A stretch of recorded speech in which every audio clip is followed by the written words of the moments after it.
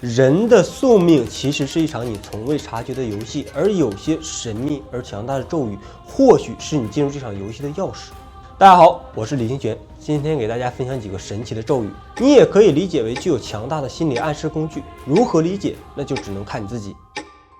我们先从一个简单的开始，如果你经常被噩梦缠身，或者总走夜路，看了一些不该看的东西后感到害怕，不妨试试这个咒语。说春秋时期有一个孤苦伶仃的少年，家境贫寒，无父无母，衣不蔽体，食不果腹。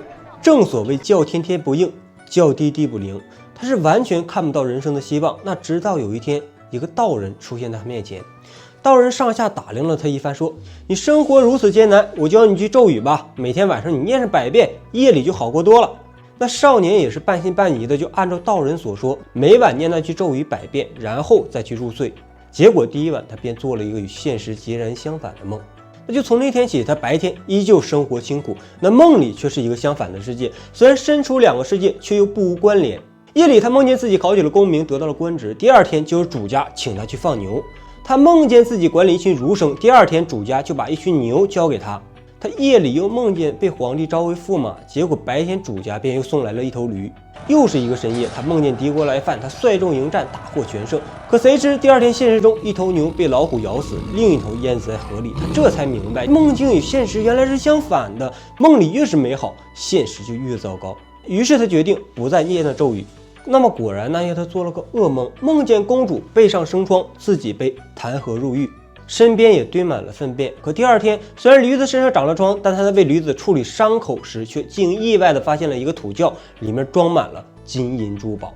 他把金银随即分给了主家，主家感激之下收他为义子。从此他白天生活如意，夜里却夜夜噩梦缠身。他这才体会到，以前虽然一无所有，却也身无牵挂。虽然每日生活清苦，但晚上可以在梦中享尽荣华。那如今现实中虽衣食无忧，却也为家业所累，既要提防盗贼，又要担心灾祸，终日操劳，夜夜噩梦。那养父母见他因噩梦日渐憔悴，便为他寻医，没想到来的正是当年传授他咒语的道人，特意来度他。道人道：我这5字真言乃是主业神咒，华严经云：善财童子参善知识，智言菩提摩羯提国迦毗罗城，见主业神明预约婆山婆眼底。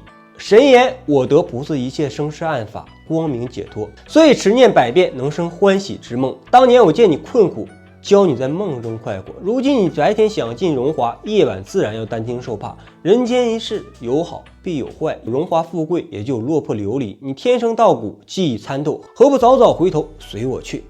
那随即他便跟着道人云游去了，后来不知所终，想必成仙了道去了。那这个故事告诉我们，梦境与现实互为依照，又互为独立空间，以此来讲述人生如梦。辉煌与落魄此消彼长，才是永恒不变的真理。据《太平广记》卷283乌隐酉阳杂组记载，主业神咒持之有功德，夜行极寐，可以恐怖噩梦。咒曰：婆山婆眼底。意思是这5字咒语在夜晚使用，走夜路或做噩梦或看了不该看的时候念一念，便能减少恐惧，驱散噩梦。第二个咒语也是我个人在现实世界中收益最大的。我要分享4个小故事，他们是理解这个咒语的关键。第一个就是生死。我们可以看到，这是一头在现代化牧场里的小牛，它一出生便被与母亲分开，关在一个不比身体大多少的笼子里。小牛得在这里度过它的一辈子，但它的一辈子平均也只有大约4个月。它这一辈子再也不会离开笼子，从没有机会和其他小牛玩，甚至连走路的机会也会被剥夺。这一切都是为了避免它的肌肉运动而变硬，肌肉越柔软，牛排也就越鲜嫩多汁。于是这只小牛第一次有机会走路，伸展筋骨，遇见其他小牛的时候，也就是前往屠宰场的路上。它不曾选择出生，也无法选择死亡。这头小牛短暂的一生，从未真正属于它自己。第二个是非。据说秦末楚汉时期，一位路人经过一个村庄，烈日当头，他在村口大树下歇息，树上有个小孩正在掏鸟窝，路人累得睡着了。小孩突然淘气，对着他撒了一泡尿。路人惊醒，愣了一下，本想发火，随从却笑着说：你尿得好，我正热得不行呢，正好凉快了，还赏了小孩几枚铜钱。那小孩就觉得很有趣，认为这没什么大碍，于是他躲在树上等着路过的行人重复这个恶作剧。这天又有一位路人歇息，小孩照旧撒尿，还嚷道：快给我钱，我让你凉快了。路人抬头面无表情地说：下来吧，下来吧，我给你钱。小孩以为能得赏，跳下树可当他站在路人面前时，路人脸色一变，抽出刀一刀砍了下去。是非有时很难辨别，你以为掌握了规则，却不知已越界，等待你的是不可承受的代价。第三个，善恶。非洲的布须曼猎人在捕猎一种聪明且极具警惕的凶猛狒狒时，他们使用的一种捕猎方式是，当猎人首次发现狒狒时，不会直接去追捕，而是从远处投掷食物。这种行为在狒狒眼中无疑是一种友好的姿态。那时间一长，每当这个猎人一出现，那被喂食过的狒狒便不再逃跑，而是好奇地打量着这些两足动物。猎人们逐渐缩短与狒狒的距离，重复着投喂的动作。经过多次友好的接触，狒狒终于放下戒备，甚至主动从树上走下来，靠近猎人，露出只有在同类间才会有的亲昵动作，似乎是在回应猎人的善意。等当他靠近到足够的距离时，猎人会将食物穿在特制的猎刀上。当狒狒毫无戒心地咬下去，猎人只需要轻轻一推，利刃便直入狒狒的心脏，一滴血都不会流出。第四个，长久。我朋友和他女友从少年相识相爱到最近分手，他找我喝酒，聊起了往事。他小时候颠沛流离，晚上喜欢看万家灯火。他说那一盏盏灯光给了他温暖，让他觉得这个人间是真实的。对于他，没有什么比人间更重要。有过相同经历的人应该可以感同身受。那高中入学的那天，他在人群中一眼就看到了他。后来他们在一起，他带他站在街头，看着一盏盏的灯光，对他说：“我终于站在万家灯火前，吻了我的人间。”从此，这个女孩便是他的人间。大以后，他们开始了异地恋，他省吃俭用，只是为了每次见面能带她去吃点好的。可能是从小缺乏爱，他不想把所有的爱都给她。毕业前，女孩想继续读书，但家里反对。她说：“你去吧，我来想办法。”于是她放弃了导师推荐的工作，选择了一份工资高但不对口的工作，供她继续读书。她努力工作，不到2年就升到了中层。可女孩后来去了香港做交换生，也埋下了分手的伏笔。用她的话说，轻舟已过万重山，生活越来越好了。但有一天，女孩提出了分手，理由是你很好，我配不上你。她才知道，女孩在香港时和另一个男生在一起过，后来那个男生出国了，事情不了了之。现在他回来了，他们又复合了。分手那天，他们一起吃了饭，他送她一份很昂贵的礼物，这是他之前答应她的。女孩笑着说：“谢谢你还记得，我都忘了。”是啊，他都忘了。我们吃完饭，他抱着树，一边干呕一边哭。他说：“这些年我从不计较付出，所有的苦都不告诉他，只要想到他，我就很开心。他找到了真爱，我应该高兴，但心里还是空落落的。”那或许有一天，女孩会意识到，她错过的是她人生曾拥有的巅峰，她辜负了他，只能说明她对美好的感知有限。这样的良缘，老天不会再给她第二次机会。他们都会继续前行，只是命运会各自回归均值。毕竟他的上限是他，而他的下限是他。这段孽缘终将过去，而他这一生最高的峰值，或许就是遇见他。有人可能会觉得我朋友很蠢，但我不这么认为。只有足够强大的人才勇于脆弱。他的脆弱是因为他真正拥有过爱，虽然这份爱在人间界没能长久，但在他心里，他的爱有通向神的永恒之路，与女孩无关。圣人们常说说人有4件事不能执着：长久、是非、善恶、生死，话虽如此，但我们终究是凡夫俗子，往往都会深陷其中，饱受痛苦，甚至酿成可怕的后果。如果你想超脱，那就需要这个神奇的咒语。这个咒语可以在极端的情况下发挥作用，比如情绪激动或精神压力巨大的时候，使你从当前的情景中抽离，成为旁观者，以第三方视角审视自己和他人的行为和想法。此时此刻，你的意识也会变得非常的清明。随着掌握的熟练程度，你的感知力会逐渐的提升，甚至触及到那些常规感官无法捕捉的领域，比如灵性的存在、能量场或者潜意识的图像。这种感觉可能包括看到更多的细节，察觉到他人的情绪变化，甚至看到一些常规视角无法捕捉的事物，比如柜子里藏着什么。多了我就不能细说了，大家一定要相信科学啊！因为科学中也有类似的说法，即大脑综合感知力。我们的脑袋瓜能凭借细微的听觉、气味、环境变化填补出那些我们看不见的内容，但是这个最好是结合冥想才能更快的掌握。我在节目中不止一次提过冥想的好处了。至于咒语的发音是这样：迅速深明山的真空，意思是生死非己定，是非心自明，善恶见中照，真性化虚空。一定要说声演绎啊！最后提醒一下，当你直观的看到自己的时候，可能会感到很陌生，别害怕，这很正常。那就是当你跳脱出去，你就可能会看到自己除了人性以外的兽性或神性。接下来是最后一个咒语，也是我认为最完美、最有效、最重要的。每当你低落或坚持不下去的时候，这个咒语会告诉你什么是人的本心，什么是毕生追求，什么是顶级享受。学会它，足以使你为之一颤，精神轰鸣。1587年，万历15年，南直隶江阴的一个富庶之家迎来了一个特别的孩子，取名徐宏祖。那这个孩子的出生似乎冥冥中自有安排。那此时我们都知道，外面的世界风云变幻，但与他无关。他的老家江阴山清水秀，不用搞政治，也不怕被人砍，生活的清静自在。在那个年头，想要出人头地、青史留名，唯一的途径就是考试。但徐宏祖不想考试，他也不想出人头地，他也不想青史留名，他只想玩。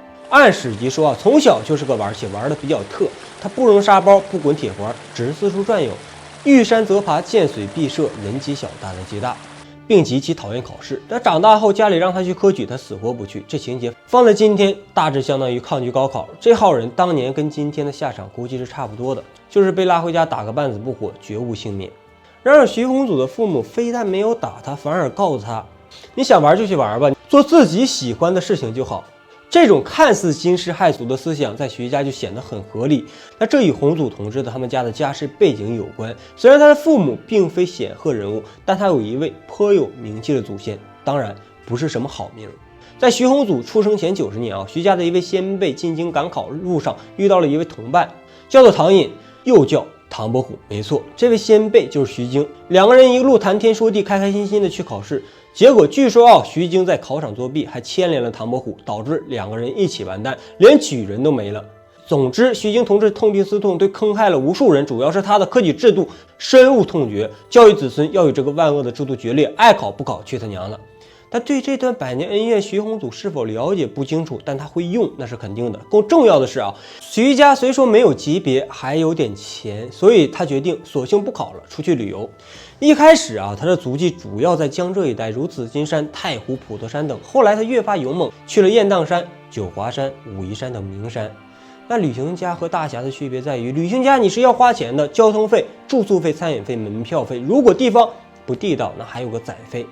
那徐家虽然有钱，但也只是中产水平，按今天的标准，一年旅游一次也就够了。但徐宏祖一年只休息一次，除了年底回家照顾母亲，全年都在外面跑。如此折腾，他家居然还能撑得住。其实原因也很简单，比如交通费，少数时候骑马，大部分时候步行。那住宿费根本不需要，他去的地方当时大多无人涉足，连黑店都没有，直接在树林里、悬崖上打个地铺也就碎了。餐饮费，他每次出发都带着干粮，而且特别能扛饿，据说连续7、8天不吃饭。那至于喝水，山里面那都是矿泉水。门票费更不用说，当年谁要是在那些地方收门票，那比徐宏祖还牛。要知道，没门票的地方固然没有奸商，却可能有山贼，都是拿刀明着来抢。就这样，家境并不十分富裕的徐宏祖，穿着朴素的衣服，没有随从，没有护卫，带着干粮，独自一人风餐露宿，不怕吃苦，不怕挨饿，一年只回一次家，只为攀登那些名山大川。那从俗世的角度来看，徐宏祖是个怪人。你不考功名，你不求做官，你不成家立业，很多人都会说这孩子是毁了，生活的荒谬到不正常，精神有点问题。但我认为说这些话的人才是吃饱了撑的。人只活一辈子，如何活是自己的事儿。你自己这辈子浑浑噩噩都没活好，还厚着脸皮指责别人，有多远就滚多远。他唯一的牵挂是他的母亲，父亲早逝，只剩下母亲无人照料。按照那时的传统，父母在不远游，所以每次出发前他总是犹豫。可他的母亲却对他说：“男儿志在四方，当在天地间，一展胸怀。”就这样，徐宏祖开始了他伟大的旅程。他从20岁离家，没有政府支持，没有朋友帮助，独自一人游历天下21年。他去过湖广、四川、辽东、西北全国13省。他爬过泰山、华山、衡山、终南山、峨眉山。总之，你听过的名山他都去过，你没听过的他也去过。黄河、长江、洞庭湖、金沙江、汉江，几乎所有的江河湖泊全部游历。在旅途中，他曾3次遭遇强盗，被劫去财物，身负刀伤，也曾因迷失在大山中数次断粮，几乎饿死。那在此期间，他开始记笔记，每天的经历都详细的记录下来。由于他好侠客，所以这本笔记被称为《徐侠客游记》。崇祯9年，1636年，50岁的徐宏祖决定再次出游，这也是他最后一次旅行。正当他考虑前往何处时，一个法号静文的和尚找到了他。静文来自南京，他十分虔诚，非常崇敬鸡足山迦叶寺的菩萨。他还曾刺破手指，用血写过一本《法华经》。当时鸡足山算是蛮荒之地，啥也不通，要去只能腿着去。那静文他是个明白人，他知道自己要一个人去，估计半路就歇了。必须找一个同伴，所以他专门找上门来要跟他一起走。那对徐洪子来说，去哪里并不重要，他欣然答应两人一起出发。路线是从南直隶出发，经过湖广进入广西，再到四川，最后抵达云贵。不用到达云贵，因为到湖广湘江时就出事了。他们遇到了强盗，但徐洪祖毕竟他有经验啊，拼力赶跑了强盗。但静文肯定是第一次，他在混乱中受了伤，加上体质虚弱，刚到广西就圆寂了。徐洪祖停了下来，为他料理后事。由于遭遇强盗，徐洪祖的路费所剩无几，继续前行后果不堪设想，所以当地人劝他说放弃前进的念头，回家。毕竟他和静文是素不相识的，说道理也就是个伴儿，各有各的想法。静文并无写游记之意，洪祖也无礼佛之计，实在是没什么交情。那加之徐洪祖早已游历过鸡足山，此行对他而言并没有太大意义。然而徐洪祖却坚定地说：“我答应了他，要带他去鸡足山。可他已经去世了，我带着他的骨灰去，答应他的事，我一定要做到。”于是他背起静文的骨灰，为了一个已经逝去并不熟悉人的愿望，为了履行自己的承诺，继续前行。没有路费，他就住在荒野，靠野菜和干粮充饥。为了前行，当掉了身上能当的所有东西，只为了履行承诺。他翻越广西的10万大山，进入四川，越过峨眉山，沿着岷江到达甘孜松潘，渡过金沙江，穿过澜沧江，经过丽江、西双版纳，最终抵达云南的鸡足山。那嘉业寺里，他解开了背上的包裹，拿出了静文的骨灰。到了，我们到了。他郑重地把骨灰埋在了嘉业寺里，在这里，他兑现了承诺。然后他应该回家了，但他没有。从某种意义上说，这是上天给他的恩赐，因为这将是他最后的旅程。他离开鸡足山，继续前行，行进半年，翻越昆仑山，又行进半年，进入藏区，游历数月后才踏上归途。但回到家没多久，他就病倒了。长年累月的艰辛让他的身体终于不堪重负。崇祯14年，他病逝，享年54岁。那他留下的笔记据说有200多万字，可惜大部分失传了，现存的部分被后人整理，编成《徐霞客游记》。这本书详细的记录了祖国的山川地貌，被誉为17世纪最伟大的地理学著作，翻译成多种语言，流传于世。那很多人会说他是个伟大的地理学家，为地理学的发展做出了突出贡献，是中华民族的骄傲。是这样吗？不全是。他为什么要这么做？没有资助，没有名声，没有利益，没有前途，他放弃了一切，用一生的时间只为了游历，究竟为了什么呢？朋友们，这让我想起了另一个故事。新西兰登山家希拉里在登上珠穆朗玛峰后，经常被记者问一个问题，说你为什么要爬？他总不回答，于是记者总问。终于有一天，他答出了一个让所有人都无法再问的答案。他说：“因为他就在那里，因为他就在那里。”是啊，世上很多事根本不需要理由。正如徐霞客临终前所说，汉代的张骞、唐代的玄奘与元代的耶律楚材，他们都是奉皇帝之命游历四方。我只是个平民，穿着布衣，拿着拐杖，穿着草鞋，凭借自己游历天下，故虽死无憾。故事说完了，我最后要讲的也是最重要的部分，就在这个故事里。我们上面讲了很多兴衰起落、是非善恶、无奈更替、生死宿命，这些听起来宏大的话题，其实终究不过是世间的尘土，先变成粪，再化为土。现在你不明白不要紧，将来总会有机会明白。如果一辈子也不明白，那也没关系。我们最后要讲的这样东西，它超越上述的一切，至少在我看来。我想了很久，却找不到合适的语言来精确的描述，用很装的话来说，只可意会不可言传。然而我终究是不装的，是的，这就是我想说的，这就是我希望通过以上所有的故事传达的，足以藐视所有世俗荣华的最完美的咒语。成功只有一个，那就是按照你自己的方式去度过你的人生。总因一片婆心，日向痴人说梦，此中打破关头，棒喝何须捻弄。好了，朋友们，今天就这样了。如果这引起了你的兴趣，或者你有什么见解，咱们评论区交流。别忘了点赞、收藏、订阅我的频道，并开启通知，确保你不会错过任何的精彩内容。感谢你的观看，咱们下个视频见，谢谢大家。